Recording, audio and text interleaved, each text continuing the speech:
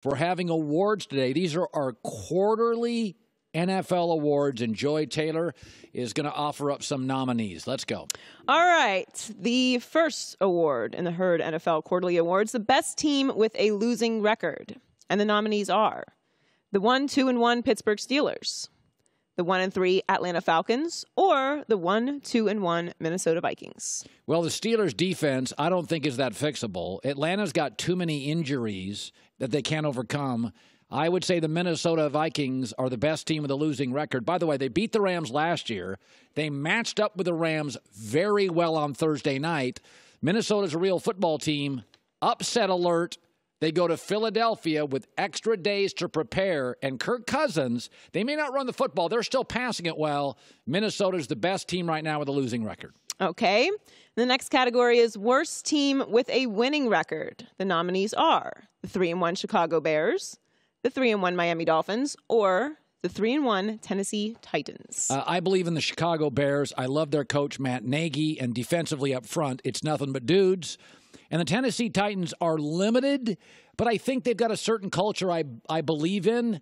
The Miami Dolphins are the worst team with a winning record, and I think that New England game, there are losses, and then there are losses. And that was embarrassing. You could have gone 3.5 up on New England, and to not even compete was so Miami Dolphins. That's the worst team in the league with a winning record. Tried to tell you. All right, next we have frequent Colin Cowherd targets who has impressed you the most. The nominees are Baker Mayfield, Cam Newton, Joe Flacco, or John Gruden. This is tough because Cam has become a precision thrower. Baker is about what I thought he would be. John Gruden, this past week I finally bought him, but my winner is Joe Flacco. Drafted 2 rookie tight ends, 3 new wide receivers, and I got to be honest with you, I think they're the first, second, or third best team in the league. Flacco, I thought on the road, they played some tough teams. Flacco's kind of blown me away. All right, the best player without a supporting cast. The nominees are Andrew Luck, Russell Wilson, or Aaron Rodgers. Okay, Andrew Luck has no running game. They don't even try to run the football. What did he have, 62 attempts this year? I think they rushed the ball 17 times. 3 of them were Andrew Luck. Andrew Luck is working, not a limited running game. They have no running game and don't even try to hide it. And they still only have 1 weapon on the perimeter. He's the best player without a supporting cast. Could be a destination for Le'Veon Bell. All right, the next category, a storyline you are most tired of. The nominees are the Brady-Belichick feud, the Le'Veon Bell holdout, or the controversy over the roughing the passer rules. Listen, Brady and Belichick was the first drama in years, so I was kind of fascinated by it. Le'Veon Bell does wear me out, but I think he would make the Jets and the Colts really interesting. So I think the idea of where he would land's kind of fascinating. I'm over roughing the passer.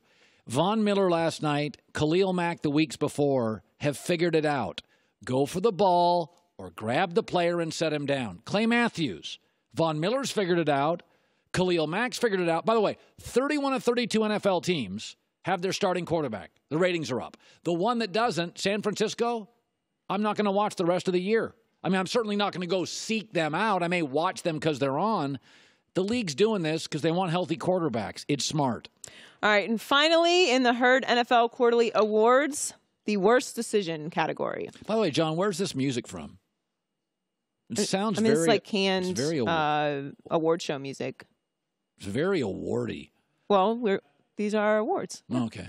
So the nominees are for worst decision category, the Raiders trading away Khalil Mack, the Bills starting Nathan Peterman week 1, or Jimmy Garoppolo dating an adult film star. Well, dating an adult film star is a brief lapse in judgment, and starting Nathan Peterman was a longer but mostly brief error in judgment. Khalil Mack, you're going to pay a price for that for the next several years. John Gruden was quoted saying this week he had another strip fumble sack.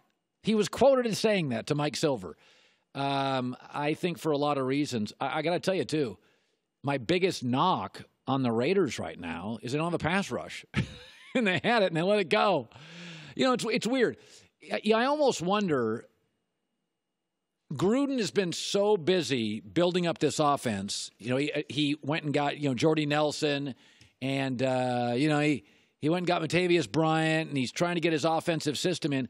You almost wonder, did Gruden watch a ton of Khalil Mack? Because, again, it's not like the Raiders were on Monday Night Football when Gruden was doing it. Yeah, but it's not like Khalil Mack is, like, sneaky good. It's like an under-the-radar player. It's pretty well known that Khalil Mack is a big deal. So even if you didn't watch tape, I'm pretty sure they have, like, a little highlight reel. Do you know how good you have to be? YouTube it. Do you know how good you have to be a defensive player and make me want to turn your game on? I mean, honestly, J.J. Watt had a little bit of that. Deion Sanders had that. But in my life, there have been about 3 guys that I'm like, oh, I'm going to watch that defensive player. Ray Lewis had a little bit of that. I mean, Khalil Mack gets me to a television set. That he is absolutely incredible. Those have been our Herd quarterly awards. That music, I thought, was very fitting, very dramatic. It was very regal. I mean, these are prestigious awards. These are prestigious awards. These are very prestigious. Hi, everybody. Thanks for watching. Subscribe here to get the latest from the show. Also, be sure to check out more of the best clips from The Herd or go watch a few segments from other shows on FS1.